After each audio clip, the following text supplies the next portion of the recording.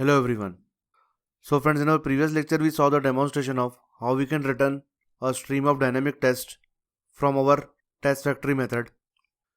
So in this lecture we'll see that how we can return an array of dynamic text from our test factory method. So we'll simply copy this code,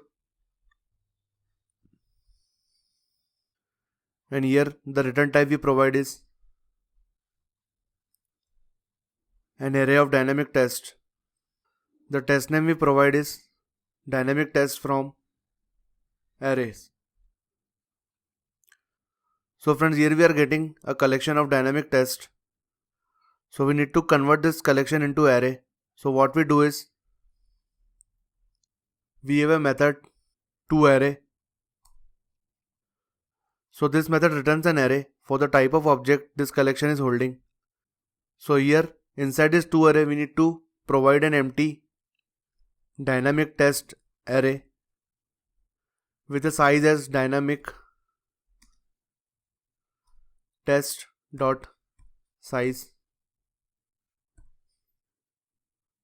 So when this toArray will be called using this dynamic text array with a size of whatever the collection is holding, it converts this collection to array and simply return it from this method.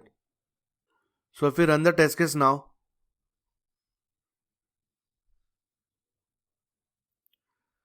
so here you can see the test case got executed successfully. So friends, this was the demonstration of how we can return an array of dynamic text from our test factory method. I hope you like this video. Thanks, have a nice day.